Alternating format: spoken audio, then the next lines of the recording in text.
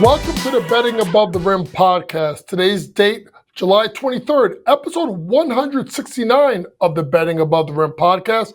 And let's get started with our tip-off topics with Marcus Smart finds a new home. The veteran guard Marcus Smart, after being waived and clearing waivers from the Washington Wizards, signed a 2-year, $11 million deal to head west to go play for the Los Angeles Lakers. And it's an interesting time for the former 2022 Defensive Player of the Year as he found a new home in which he was looking for playing time on a team that's a championship contender. There was thoughts that New York Knicks, who had room for one other vet minimum, was looking at Marcus Smart, but he looked at the roster in New York and there was not the playing time he desired, particularly the fact of having guys like Deuce McBride and obviously Jordan Clarkson in that second group. So why LA? And what does that mean for the Lakers? Well, Marcus Smart's not a two-guard, and the backup point guard is going to be Gabe Vincent. So what does that mean about Marcus Smart? It's more about what they don't think about Dalton Knecht. A Dalton Knecht that had, at times, a big first half of the season, then was in the trade for Mark Williams that went south, and seemingly has not found his jump shot since. And this is a Dalton Knecht that I was very high on coming out of the University of Tennessee as a shot maker. Now, Marcus Smart's a completely different player than Dalton Knecht. I mean, let's be honest. Dalton Knecht is a straight shooter. Marcus Smart is a streak shooter, but he's a better defender and leader. But it makes you wonder, with Dalton Knecht and with Bronny James, the Lakers seem to be going all in and could be sacrificing minutes for players like Bronny James and Marcus Smart. Speaking of Summer League and Dalton Knecht not playing well, who did play well is Flip. Kyle Filipowski was named MVP of the NBA 2K Summer League for the Utah Jazz after scoring 29.3 points, 7.7 rebounds, and 2.3 assists. Now, what's really amazing, folks, about when you look at the NBA Summer League is how guys progress from year one to year two, right? It's almost like the game slows down. So Flip had himself, a fantastic Summer League. Got to remember, Kyle Filipowski was a guy that fell in the 2024 draft. It could have been because of the thoughts of a relationship with his girlfriend, whatever. But now he's in Utah. So how does this benefit Flip? Well, it really doesn't. Why? They got rid of John Collins. I got you. They want to plug Ace Bailey at the 3. I got you. But there's another guy named Lauri Markkanen on the roster who is the best player for Utah. So now it becomes an interesting point with Flip kind of leads that second unit. A second unit that has Jackson Hayes. No, it's the Lakers. That has like Taylor Hendricks and others. So to me, are we to get a lot out of Flip this year? It's going to be really dependent on what Utah does. Watch Utah this year, folks. They're going to be bad. We'll talk about win totals next broadcast in the Western Conference. But you got to look at that team and look at still Walker Kessler and Lauri Markkanen. Do those guys get moved? For let's be honest, I don't care what Danny Ainge said about a rebuild. They're moving everyone. Let's switch gears to the WNBA, where Double J came back last night. And I've been telling you what this kid brings to the table. 6'6", stretch 5 out of GW. Well, Double J was all up in that bag last night, scoring 18 points, 9 rebounds, just missing a double-double. Not 2 assists, and I do believe 3 bombs from the 3-point line. They got Leona Febic back. You got to remember, Jonquel missed 9 games. The Liberty were undefeated when she got hurt in that first time, and then they started losing when she was out for those games. I've said this. I need people to understand this because I know what I'm talking about when it comes to the women's game. She is the most indispensable part of that Liberty team. I didn't say the best. That's Stewie. I didn't say that's the most dynamic. That's Sabrina. But the one that holds together is Jonquel, because she can score inside out. She could shoot 3 ounces, like I said. She's a rugged rebounder. She's a load to deal with, because if she posts up at 6'6", she's going to have the height advantage, which forces you to help, which opens up shots for other players. Like I talked about in the Sky Report yesterday, Leona Fibic. Look at someone like her, because now you have to pick your poison. Well, last night's Liberty game, they scored 98 points. All 5 starters were in double figures. So if they're getting this performance out of Double J with Stewie as a 4-5 combo, right? And then you have Fibic at 6'4", can shoot the lights out, good defender. And then you got Natasha Cloud in the backcourt with Sab. Oh, Talbot played a couple of minutes. Messerman is coming. They have Naira Sabali. And then don't sleep on the kid Harrison, who has been healthy for the first time. That had her best performance last game. The Liberty are dangerous, but they're the most dangerous when Double J is on the floor. Speaking of dangerous, did you see what happened last night in the game between Dallas and Seattle? Dallas Wings proceeded to outscore Seattle 53-27 in a second half for, ready for this, an 87-63 win. Paige Bueckers was Paige Bueckers. 14 points, 4 rebounds, 6 assists. Continues to do a little bit of it all for the Dallas Wings. But to me, it was the play of Arike Ogunbowale. Arike Ogunbowale, who had been struggling mightily during the course of the year, scoring 20 points, 3 rebounds, and 3 assists, and 4 made threes. You got to remember, folks, this is an Arike Ogunbowale that is a big-time scorer in this league. Yeah, she's getting you 16 points, but the last 2 games before that, she gave you a combined 11. This is an interesting time for the Dallas Wings. The Dallas Wings, folks, have the toughest schedule left to go in the WNBA. And they could be trending themselves to possibly win the WNBA lottery. Remember, it is the teams that didn't make it, the 5 that don't make it, go into the lottery. And it's going to be extremely interesting to watch how the lottery does unfold this year with Dallas. Right now, Los Angeles is going to be the lottery. They don't own their pick. It goes to Seattle. Chicago is probably going to be in the lottery. Guess what? Their pick goes to Minnesota. And the worst team of it all, Connecticut's first-round pick, goes to the Sky in the Marina Mabrey deal. Simply put, Dallas has one bookend and Paige Bueckers.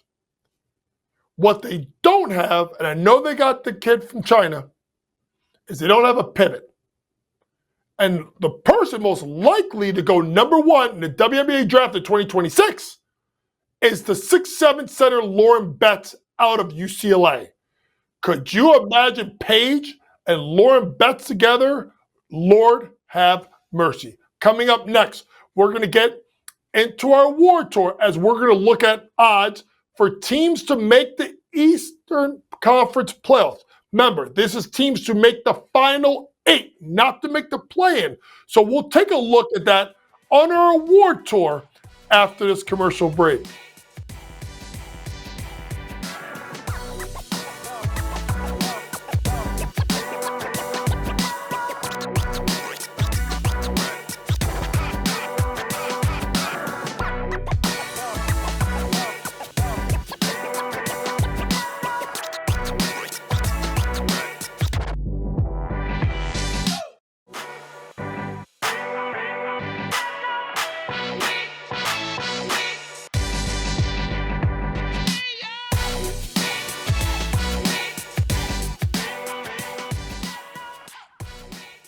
Welcome back to the Betting Above the Rim podcast, episode 169. And it's time to get into our award tour as we break down the future markets of the NBA.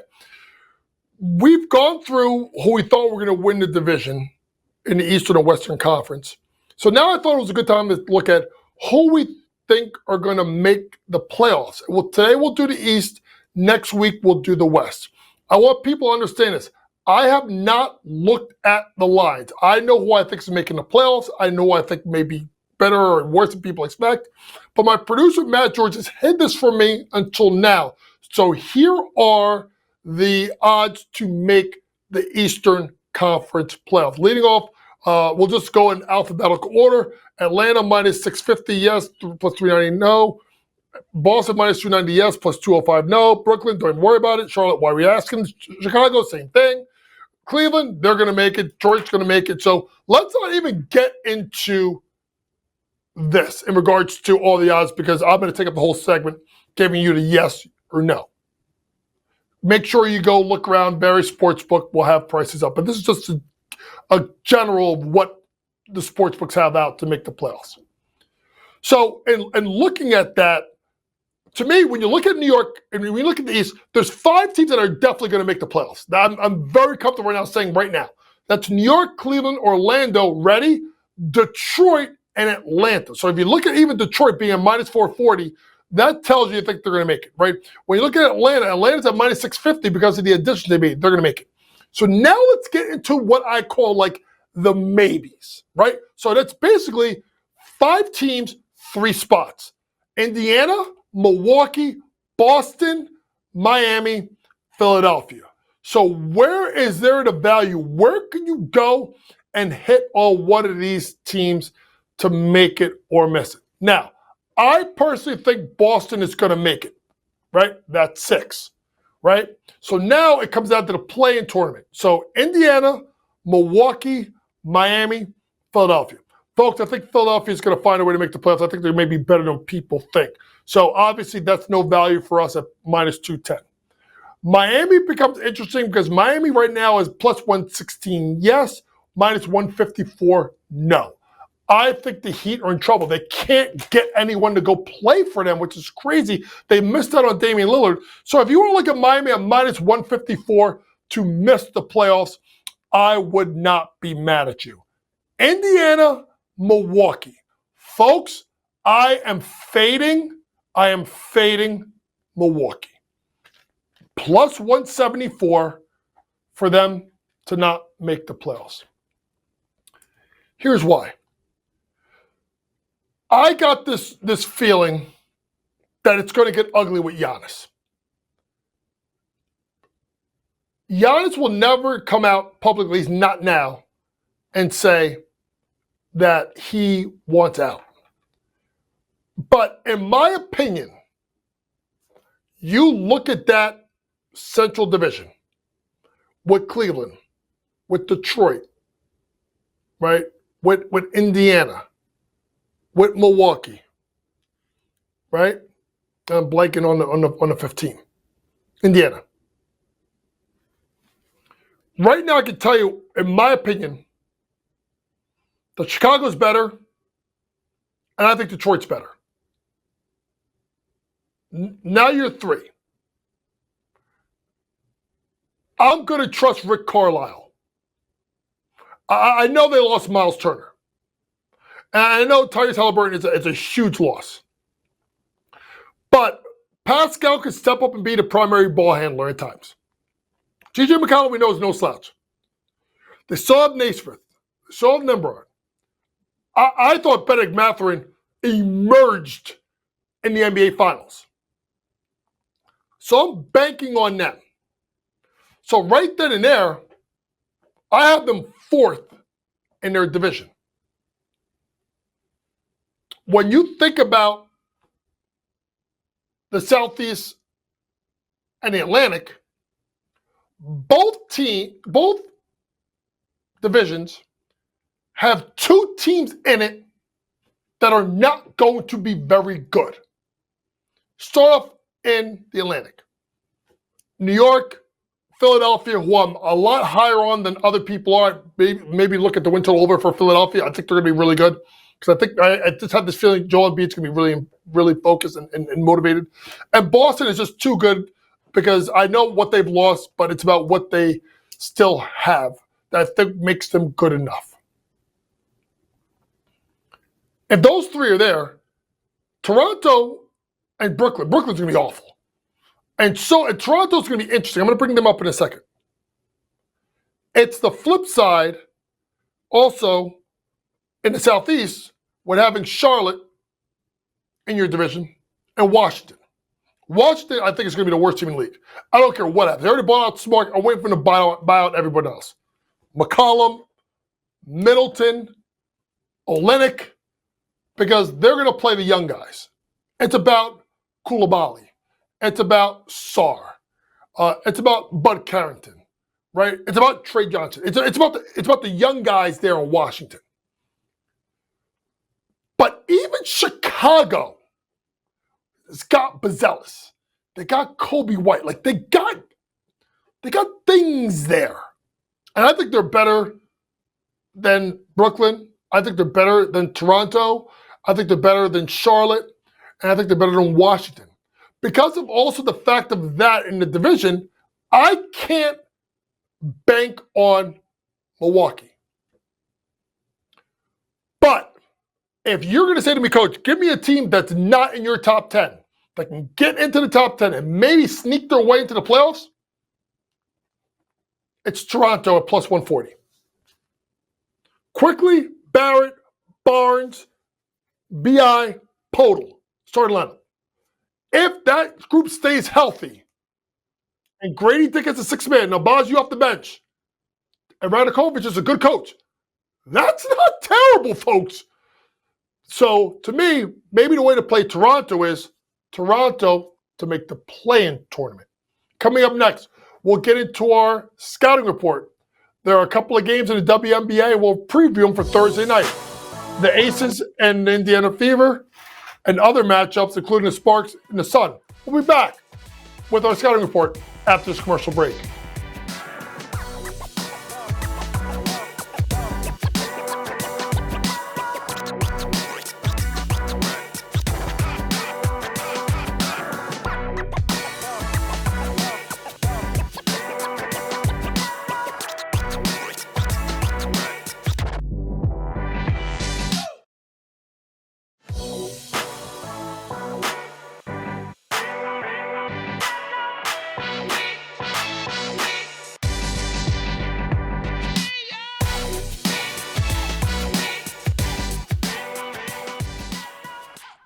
Welcome to the Betting Above the Rim podcast, episode 169, and it's time to get and end our episode with our scouting report as we break down games in the WNBA. 3 games in the WNBA slate.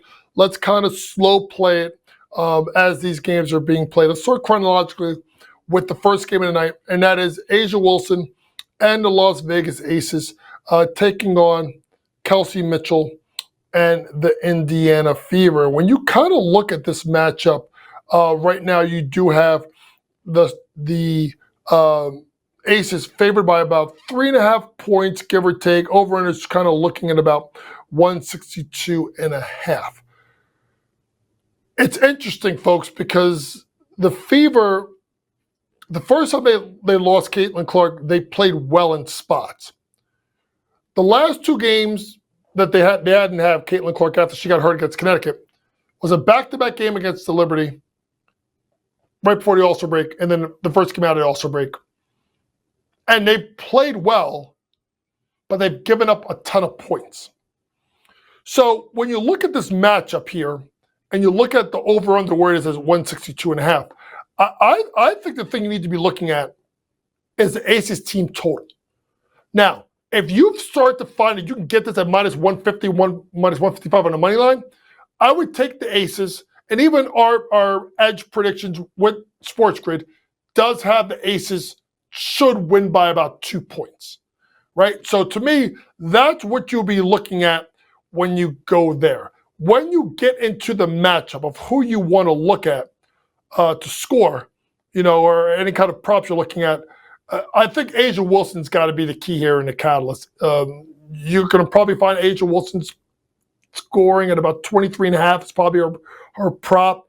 If that is what it is, Indiana's not scoring defensively. I don't think Natasha Howard can check her. I know she's only hit it about 35, 36% of the time, but I still think that's a case of where Asia can get busy. So we'll look at Las Vegas, team total over. If you can get it at 2.5 or get the money line down to about 160, 155, I would go ahead and take that. And then look at Asia Wilson in regards to our points prop. Let's hit the game number 2. The Arike Hamby and the LA Sparks had to take on Tina Charles and the Connecticut Sun. Now, the interesting thing about this game, folks, is you're going to see lines of about 6 or so points, over under about 167, give or take. What I find interesting in this matchup is, to be honest with you, is I think I like the Sparks in this matchup. I just can't get behind Connecticut, particularly if Marina Mabrey is out. And that's something that we won't know closer to the game. So I make sure you check out my scouting report on the Sports Grid app, which I'll get into that particularly, and I'll have a little bit better lean. But to me, the play you should be looking at is probably Arike Hamby over 7.5 rebounds. Arike Hamby last game, her over-under in rebounds was 6.5. Arike Hamby got 14 rebounds. And this is one of the better rebounders in the WNBA. And she's also has to deal with keeping Tina Charles off the boards. So because they guard each other, and I know Tina can go on the outside, but she likes to do herself in the pivot, I think you need to be looking at Arike Hamby over 7.5 rebounds, give or take, if that's what the numbers are on sports books. And it's a little bit tight here. That's going to be a live play. Last game on the docket, Seattle versus Chicago. Folks, I can't figure out Seattle. I can't. The last 2 losses have been absolutely maddening to the Mystics before the All-Star break, and then what happened when they got both raced by Dallas, getting outscored 53-27. But y'all know where I'm going with this.